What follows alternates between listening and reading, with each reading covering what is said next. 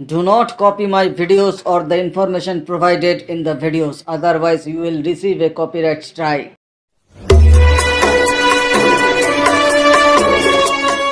সুনয়নী মহানায়ক উত্তম কুমার অভিনীত, সুখেন দাস পরিচালিত ও অজয় দাস সুরারোপিত এই ছবিতে আরো যারা ছিলেন তারা হলেন শুভেন্দু চ্যাটার্জি, শকুন্তলা বড়ুয়া, দিলীপ রায় ও অন্যান্যরা।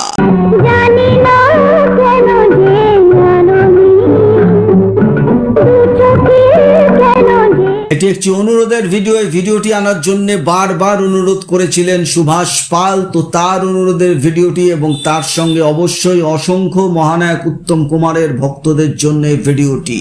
তার আগে এখনো যদি চ্যানেলটিকে সাবস্ক্রাইব না করে থাকেন এক্ষুনি করে নিন এই ধরনের বাংলা ছবির উপর ইনফরমেশন দেখার জন্য।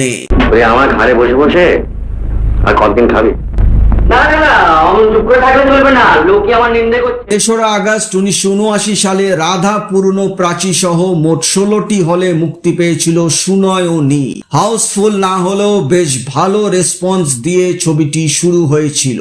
ছবিটির দ্বিতীয় সপ্তাহ শুরু হয়েছিল 10ই আগস্ট 1979 সালে। রাধা পূর্ণ প্রাচী সহ মোট 16টি হলে ছবিটি চলছিল, অর্থাৎ সিনেমা হলের কোনো পরিবর্তন ঘটেনি। ছবিটির তৃতীয় সপ্তাহ শুরু হয়েছিল 17ই আগস্ট 1979 সালে। রাধা পূর্ণ প্রাচী সহ মোট 16টি হলে ছবিটি চলছিল, অর্থাৎ এই সপ্তাহ সিনেমা হলের কোনো পরিবর্তন ঘটেনি এবং বোঝাই যাচ্ছে দর্শকদের মনে ধরেছিল সুনয়নী ছবিটি। ছবিটির চতুর্থ সপ্তাহ শুরু হয় 24শে আগস্ট 1979 সালে। রাধা পূর্ণ প্রাচী সহ মোট 15টি হলে ছবিটি চলছিল, অর্থাৎ আগের সপ্তাহের 16টি হল থেকে 15টি হল হয়, একটি হল কমে যায়। আর এই সপ্তাহটি ছিল সুনয়নী ছবির 1 মাস পূর্ণ করা সপ্তাহ। সুন্দর কাকে বলে পৃথিবী কি গেছে ভুলে।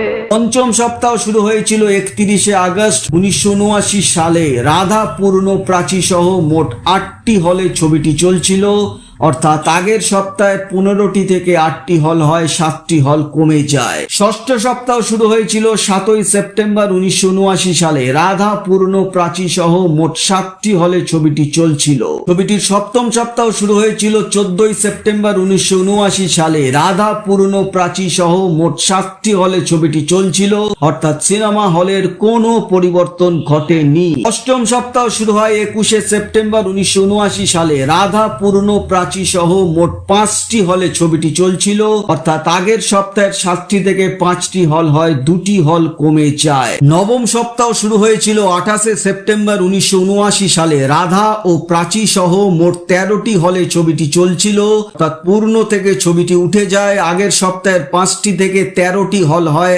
8টি হল যোগ হয় এই সপ্তাহে, এবং এই সপ্তাহটি ছিল সুনয়নী ছবি সিলভার জুবলি সপ্তাহ, অর্থাৎ 25 সপ্তাহ পূর্ণ করে সুনয়নী। ছবিটির দশম সপ্তাহ শুরু হয়েছিল 5ই অক্টোবর 1979 সালে। রাধা প্রাচী সহ মোট 15টি হলে ছবিটি চলছিল, আর এই সপ্তাহটি ছিল সুনয়নী ছবির শেষ সপ্তাহ।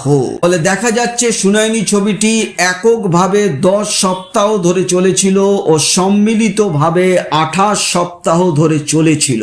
এই ছবিটি অনেক কম বাজেটে তোলা হয়েছিল, কারণ সেই সময় সুখেন দাস টালিগঞ্জের হাজরা মোড়ের কাছে একটি বিরাট বড় বাড়ি করেছিলেন এবং তার জন্য বেশ কিছু আর্থিক অনটনের মধ্যে দিয়ে তিনি যাচ্ছিলেন। উত্তম কুমারকে তিনি সেই সব ঘটনা বলেন এবং তাকে একটি ছবি করতে বলেন তার জন্য। তখন উত্তম কুমার ছবি পিছু 1.5 থেকে 2 লক্ষ টাকা করে নিতেন, কিন্তু এই ছবিতে ছোট ভাই সম সুখেন দাসের জন্য মাত্র 30,000 টাকায় উত্তম কুমার এই ছবিটি করে দিয়েছিলেন, যাতে তার ভাই আর্থিকভাবে স্বাবলম্বী হয়। এবং আমরা দেখতে পাচ্ছি যে সুনয়নী ছবি হিট করেছিল, 10 সপ্তাহ ধরে চলেছিল, অর্থাৎ সুখেন দাস তার ধার দেনা যা কিছু ছিল সব মিটিয়ে প্রফিটের মুখ দেখেছিলেন এবং আবার আগের জায়গায় ফিরে গেছিলেন। তো সবকিছুই হয়েছিল মহানায়ক উত্তম কুমারের মহানুভবতার জন্য, এবং এই জন্যই তিনি ইন্ডাস্ট্রির উত্তম কুমার শুধু নায়ক নয়, উত্তম কুমার একজন মহান মানুষ, কারণ মহান মানুষ হলেই তবেই মানুষ তাকে